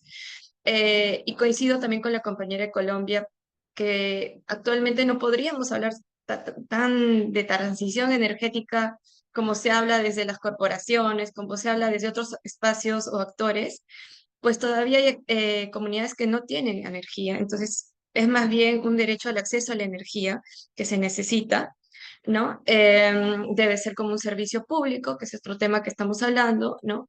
Sé que hay, también funciona desde el ámbito privado, pero creo que principal, o el principal objetivo desde el gobierno debe ser un servicio público. Lo otro es partir también de el reconocimiento y las diferencias de las deudas ecológicas, de los impactos que se han generado, donde América Latina está en un menor grado de deuda ecológica, los impactos vienen del norte, de países industrializados, no desde América Latina, entonces hay que hacer un balance a partir de estas diferencias para también hablar de transición energética, ¿no? El otro tema es sobre las energías comunitarias, como lo hemos escuchado ya anteriormente, hay capacidades locales que tienen que ser recogidas, ¿no? Experiencias locales de cómo se maneja la energía desde las comunidades, desde la perspectiva de bienes comunes, cómo se puede replantear la idea y el uso que le hacemos a la energía, ¿no? Es necesario que se replanteen esos modelos a través de los conocimientos de las comunidades. Bueno, ya hablé un poco de las contradicciones y además también, bueno, está la planificación energética. Yo menciono mucho esta planificación porque implica demasiados sectores, un trabajo multisectorial amplio, un trabajo en diferentes niveles de gobierno, local, nacional, internacional incluso, con diferentes ministerios para que se pueda conversar. El Ministerio de Energía y Minas, si bien es cierto, es el ente rector, seguramente en otros países también, es necesario que también se converse con el Ministerio del Ambiente, con el Ministerio de Infraestructura, con el Ministerio de Transportes, perdón, ¿no? Para que haya una planificación integral. Esto a nivel multisectorial, pero también está la sociedad civil y también están los pueblos indígenas. Entonces, no se puede planificar sin incluir todos estos sectores y todos los actores también, ¿no? Nosotros también hemos desarrollado algunas propuestas o como lineamientos para también guiar a sociedad civil, ¿no? O sea, necesitamos ir con propuestas, creo, ¿no?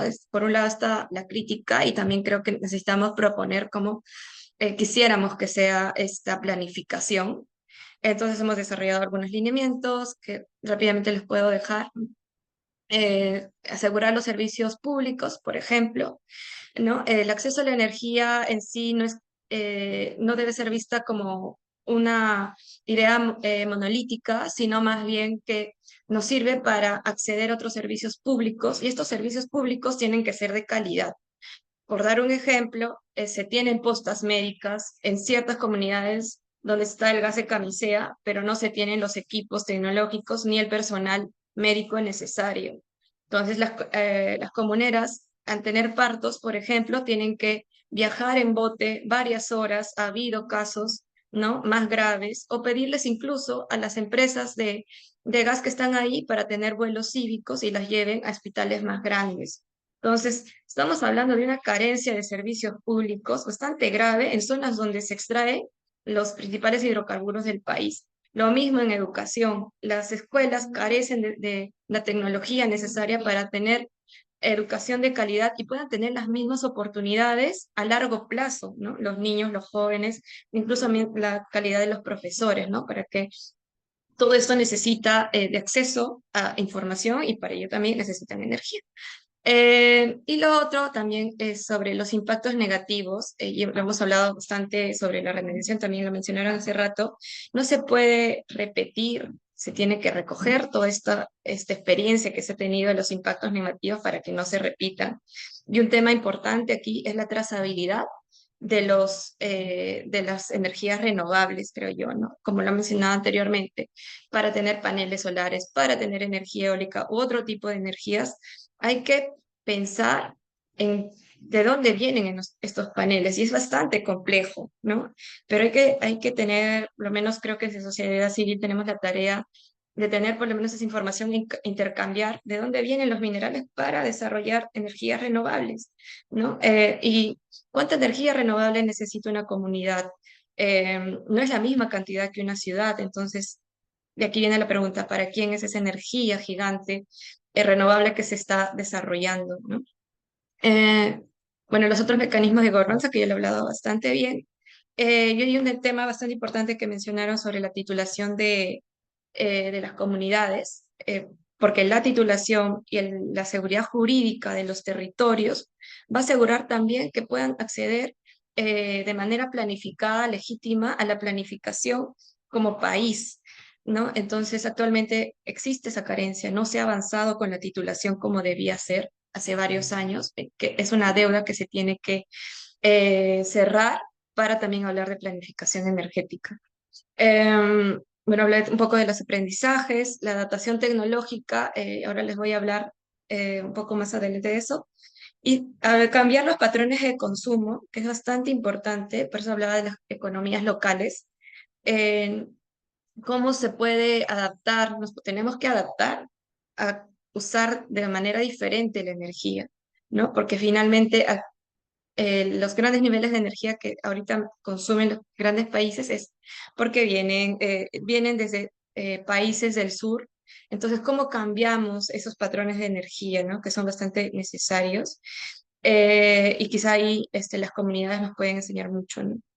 Hablar un poco de lo que hacemos en DAR también. Hemos tenido una experiencia de instalación de paneles planificado con asociaciones de productores indígenas en Loreto, son asociaciones de pesca, asociaciones de panaderos, que han planificado junto a DAR la instalación de paneles en ciertos lugares estratégicos como el centro de producción, el centro de vigilancia comunal, la iglesia, el colegio, para que ellos puedan darle mejor valor agregado, digamos, a sus productos, ¿no? Si ya tienen la panadería, pueden producir pan y venderlo en las ciudades como Iquitos.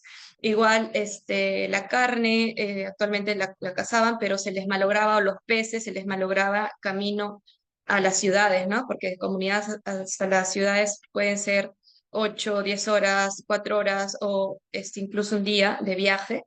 Entonces, claro, no era sostenible venderlo porque se le malograba la carne. Ahora tienen estos centros, los frigoríficos, que pueden mantener la carne congelada y pueden venderla en restaurantes en las ciudades, ¿no?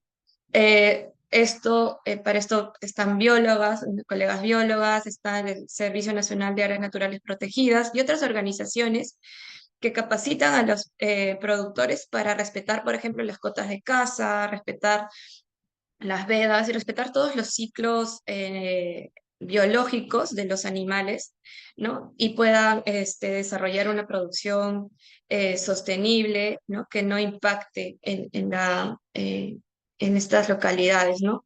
Toda esta experiencia ha estado instalada en Loreto. Además, también tuvimos los radios solares, ya no puse fotos de esta. En el momento del COVID, las comunidades allá no tenían acceso a internet, entonces, y tampoco hay luz, no hay energía, algunas no tienen energía todo el día, algunas tienen por momentos, entonces se desarrollaron las radios solares para que puedan escuchar sus clases en ciertas horas, ¿no? Entonces, bueno, ya la tecnología, como son detalles bastante más de ingeniería, y funcionaron en su momento, ¿no? Entonces, son experiencias y siempre también lo otro que hacemos es fortalecer el vínculo comunitario de estas iniciativas. Es decir, mantener y fortalecer el tejido social que se tiene en las comunidades para que la producción, por ejemplo, de la panadería es de la comunidad, ¿no? Está la asociación, pero sabemos que los mismos trabajadores son los comuneros, que ellos mismos aprendan a mantener un panel solar normalmente dura 18 años y es bien mantenido para evitar también generar desechos tóxicos en corto plazo, ¿no? El reto sí es, luego de estos 18 años, estamos aprendiendo, generando capacidades técnicas con universidades para saber y conocer bien cómo vamos a hablar de a largo plazo de este tipo de proyectos. Entonces creo que eso es, estoy dejando este QR porque ahí están publicaciones que he usado, hay videos y también estas condiciones y las experiencias que hemos tenido en campo sobre estas iniciativas. Y creo que eso es, Melissa. Gracias. Excelente, Denise. Muchísimas gracias por la presentación súper comprensiva y la mirada también del gas al inicio, que también ha sido súper interesante de ver, porque efectivamente es otra de las problemáticas que enfrentamos en el Perú, ¿no? Sí, veo a Luisa con la mano levantada. Adelante. Muchas gracias, Melissa, y disculpas que de pronto pues levanté la mano de manera muy informal. Mi nombre es Luisa Fernanda Gómez. Soy abogada en el Centro para el Derecho Ambiental Internacional, CIEL, por las siglas en inglés. Y mi pregunta es sobre lo siguiente. De acuerdo con la conversación, yo veo dos niveles. El primer nivel es un nivel muy macro y es cómo hacemos para transformar nuestro sistema económico que está básicamente basado en unos principios de explotación y unos principios de crecimiento ilimitado. Entonces, ¿cómo desde la sociedad civil podemos empezar a, digamos, a transformar ese sistema de manera, digamos, positiva para que se ajuste a los límites planetarios? Y el segundo nivel que veo, y aquí viene mi segunda pregunta, es un nivel pues mucho más territorial y es mucho más local y es la gente que está en primera línea y que está al frente de todos los impactos negativos de los proyectos en este contexto de la transición, necesitan herramientas de primera mano. Necesitan acceso a la información, acceso a la participación, acceso a la justicia, porque mientras cambiamos el sistema global, pues tenemos que estar un poco como respondiendo frente a estas demandas para poder garantizar derechos mínimos. Entonces, un poco mi pregunta va sobre este último punto es, ¿qué podemos hacer a nivel global desde sociedad civil en este momento? ¿Qué espacios o qué foros de incidencia ven ustedes, compañeros y compañeras, en que podamos tener un impacto positivo para transformar el sistema?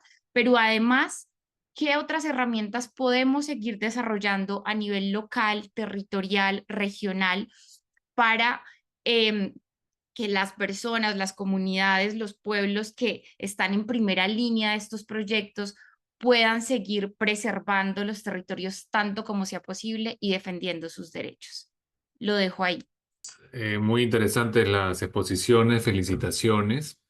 Yo tengo una pregunta un poco más puntual para las exposiciones que han venido de Perú y es sobre qué acciones plantean realizar respecto a al nuevo contexto que se abre con la aprobación de la ley contra las ONGs, ¿no? Porque varias de las cosas que están planteando, de las agendas que se están visibilizando han sido y sobre todo las acciones legales que ahora quedan prohibidas, ¿no? Entonces, quiero saber si hay algún tipo de plan o de acciones para eh, adaptarse a este nuevo contexto con la aprobación de esta ley. Gracias. Gracias, Juan Luis. ¿Tenemos alguna otra pregunta?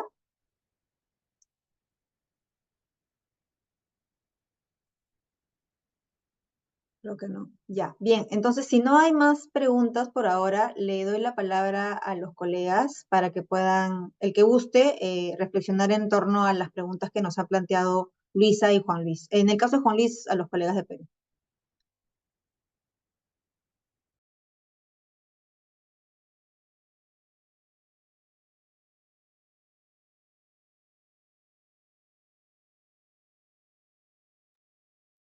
Melissa, si quieres, empiezo. Pensé que Lapu Miguel quería responder la pregunta del Juan Luis porque justo están haciendo acciones bien concretas, pero quizá está lo de la conferencia, pero bueno, de hecho que la actual ley APSI está afectando la autonomía de sociedad civil actualmente, ¿no? Nos está quizá no, nos está limitando en muchas acciones que hacemos como sociedad civil, y las organizaciones que vemos temas ambientales no estamos nada ajenas a esos temas porque está directamente vinculado con justicia ambiental, con derechos humanos, ¿no?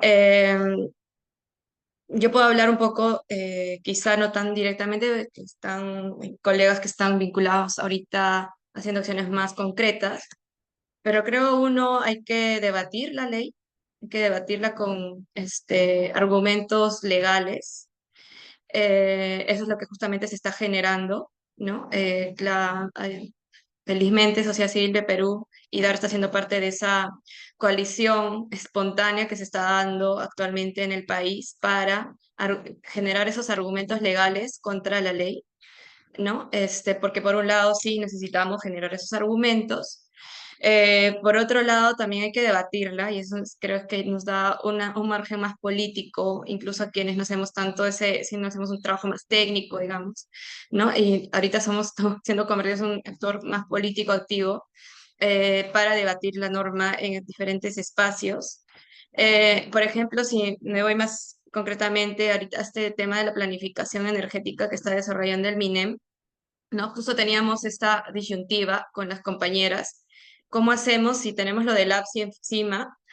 ¿Cómo avanzamos para pedirle diálogo, participación, si estamos debilitados por diferentes lados?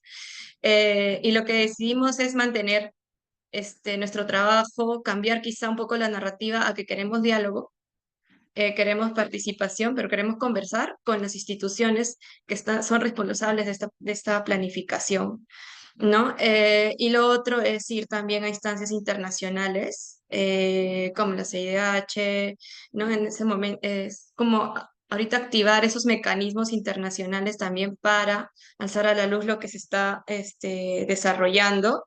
Ahorita tampoco creo yo que no hay claridad desde cuándo y para qué se va a implementar la ley, ¿no? Creo que hay ese vacío del APSI estoy hablando, ¿no? ¿Cuándo se va a implementar? ¿No? ¿En qué medida se va a implementar? Entonces, necesitamos justamente ganarle ese tiempo y generar esos argumentos para actuar. No sé si el Apu Miguel ya está conectado, porque justo tenían ahorita una conferencia sobre este tema, una conferencia de prensa para levantar la voz un poco, porque no solo afecta a ONGs, también afecta a las organizaciones indígenas y a los pueblos indígenas que trabajan de la mano con muchos de estos mecanismos que actualmente tenemos en el país, ¿no? Y bueno, mi crítica también es si el Estado cubriera muchos de los servicios y muchas de las acciones que se tienen que hacer con el presupuesto público actualmente, tampoco dependeríamos mucho de financiamiento internacional, pero actualmente sí tenemos muchos vacíos, muchos debilitamientos. No sé si el Lapu Miguel pueda ahorita comentarlo también. Sí, justamente nos encontramos una de las acciones inmediatas que estamos haciendo las 8 organizaciones nacionales, ¿no? Representativas de los pueblos indígenas, es justamente que estamos en una conferencia de prensa, ¿no? Ahí otra hermana más en representación de ONAMIAP está justamente en esta conferencia. Para nosotras, en principio, esta ley no vulnera nuestros derechos como pueblos indígenas, como lo mencionó en la conferencia anterior. Para nosotros, los aliados, es importante, ¿no? Para realizar nuestras denuncias, ¿no? Son importantes mecanismos también que nosotros, los pueblos indígenas, las mujeres, utilizamos para poder hacer llegar nuestra voz de protesta, ¿no? No tenemos el acompañamiento desde el Estado, entonces por eso nosotros no lo llamamos la ley mordaza, ¿no? Que justamente, ¿no? Y uno de los principios es que no solo está atentando contra nuestras propias formas también de organización, de buscar el acompañamiento, la cooperación, ¿no? Sino también que vulnera el convenio 169, ¿no? Porque justamente ahí, ¿no? Y también eh, el Estado está obligando también a consultarnos, ¿no? Cada vez que prevean medidas que pueden afectarnos, debe consultarnos, pero en este caso no lo han hecho. Hay empresas, ¿no? Hay empresas que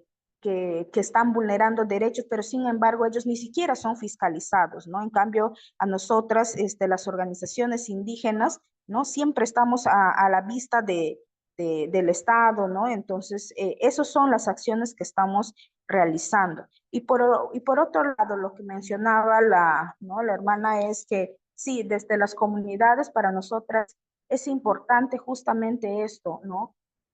Consultarnos, y lo otro es hacernos partícipes de cómo esta transición energética, ¿no? se va a realizar, ¿no? Lo que también reflexionaba, ¿no? La hermana de Colombia, ¿no? ¿Quiénes van a transitar? ¿No? Es importante preguntarnos también eso, ¿no? Porque nosotras siempre vamos a estar en los territorios protegiendo, ¿no? A la madre naturaleza. Por eso nosotras incidimos en que se debe reconocer en principio el derecho a la madre naturaleza como sujeta de derecho, ¿no? Para poder hacer quiénes somos nosotros para estar explotando sus bienes, ¿no? Sus bondades de la madre naturaleza. Por eso es importante, ¿no?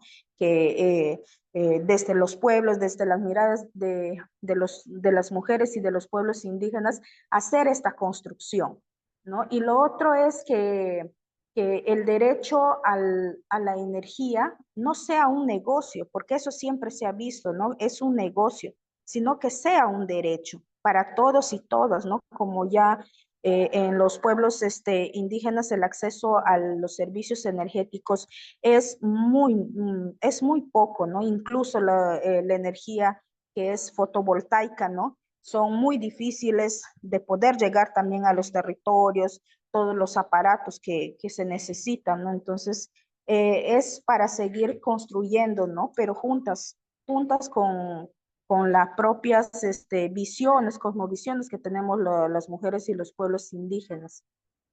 Eso, gracias. Gracias, Mayra. Y yo quería darle la palabra a Sonia, que creo que sí todavía sigue conectada, para que pueda apoyarnos con la pregunta que nos hizo Luisa. Y una más que tengo yo ya de repente para cerrar esta charla también para ti, Sonia, que nos puedas comentar en adición a la pregunta de Luisa, ¿cuáles han sido las transformaciones del tejido social que tú has advertido en el territorio en Colombia a propósito de la presión que hay respecto al aprovechamiento tanto de minerales como de hidrocarburos?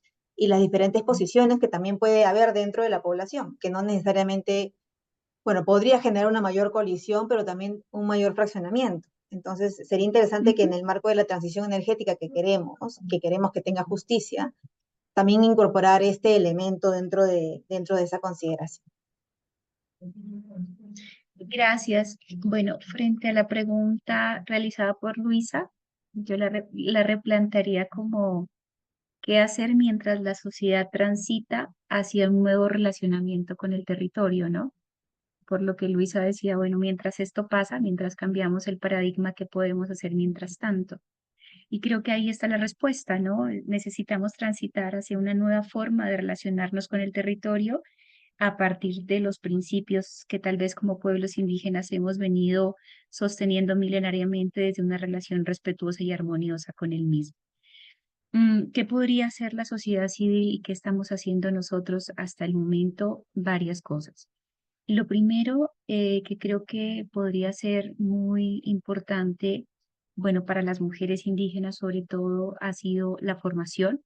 Nosotras estamos apostándole a procesos de formación y de información. Sabemos que la información es la fuente de poder hoy, si estamos bien informadas sobre todo esto que acontece en el quehacer, digamos, diario, y de cómo se va moviendo el tema institucional, de cómo van avanzando las políticas también. Creo que eso sería clave, garantizar el acceso a la información.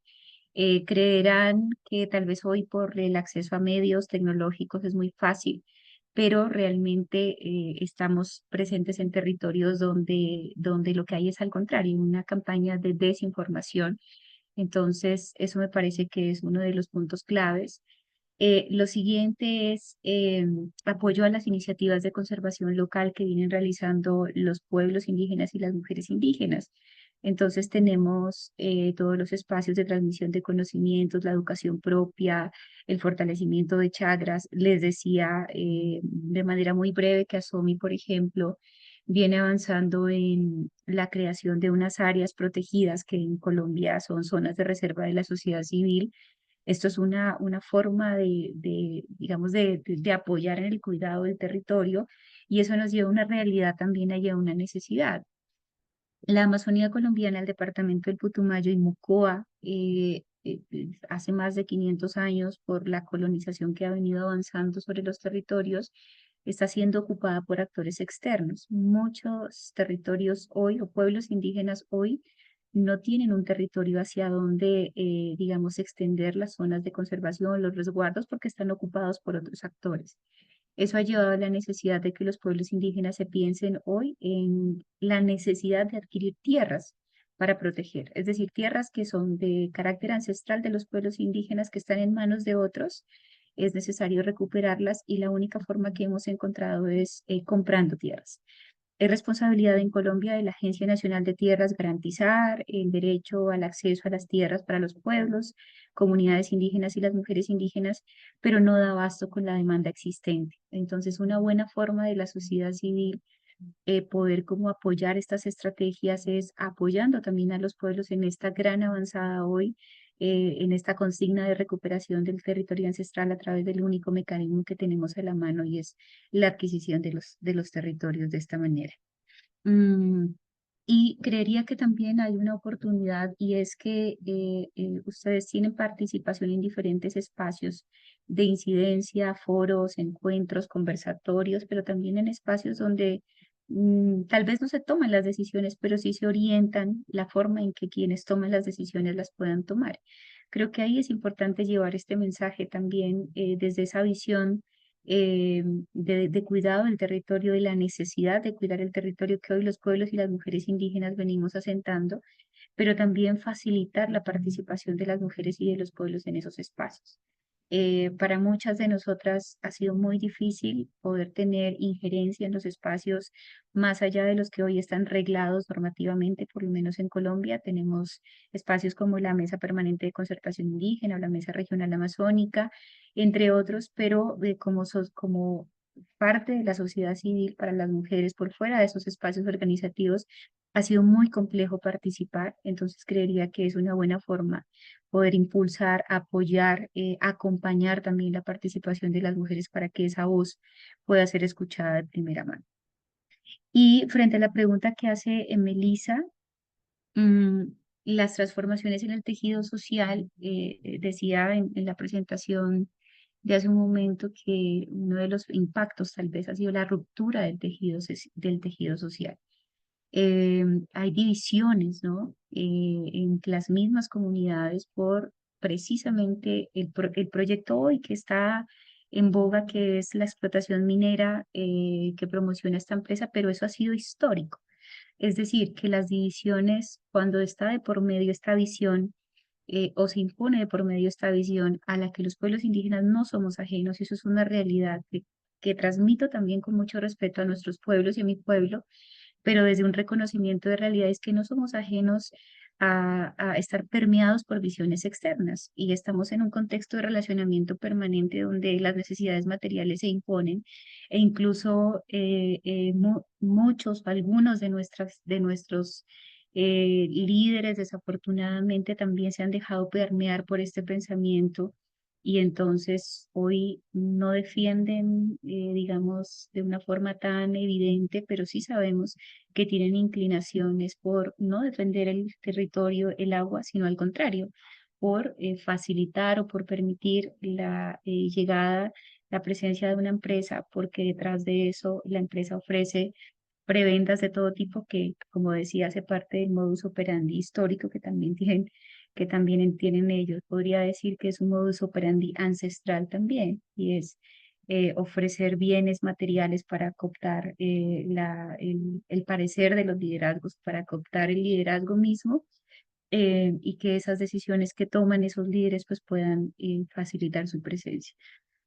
Hemos visto en el caso de Mocoa, alrededor de eso también la desinformación, el tejido social se ha roto porque hay desinformación, la gente no está bien informada sobre los efectos reales que puede traer una explotación minera de minerales de transición como hoy lo está proponiendo esta empresa y como se propone para la Amazonía, en principio una explotación a cielo abierto, pero luego para camuflar que no fuera muy impactante a la vista que la montaña estuviese arrasada por la minera, entonces hablan de explotación subterránea, es decir, la montaña, pero por dentro hacemos un túnel de 2 kilómetros o más.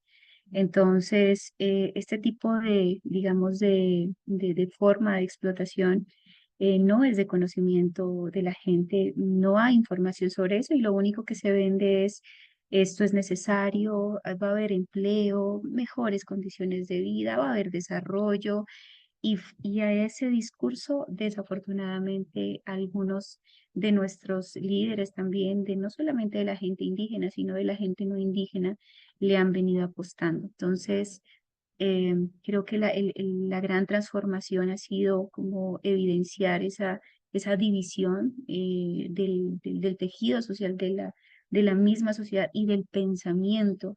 Creo que ha habido una contaminación del pensamiento ha venido en los años de colonización asentándose en los pueblos, pero creo que lo que está pasando hoy en el Putumayo, en el Mocoa, con el tema de la posible explotación de cobre, ha evidenciado mucho más lo que, digamos, estos 500 años también de colonización han permeado el pensamiento de los pueblos. Creo que ese es uno de los grandes impactos que podría compartir.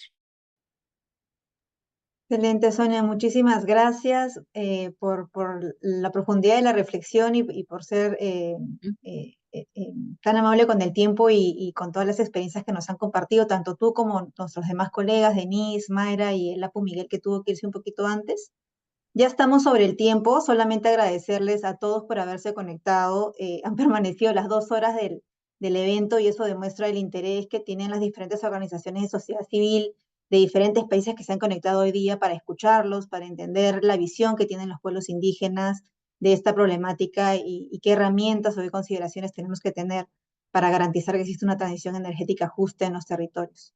Agradecer también a Ana Carolina, a Juan Luis, a Sofi, a Mateo y a Ana que me han apoyado en sacar adelante este primer Learning Series y a todos los colegas que se han conectado hoy día. Dejamos a compartir las presentaciones y también la grabación del evento en un correo posterior. Y nada, que tengan buena tarde o buenas noches. Muchas gracias a todos.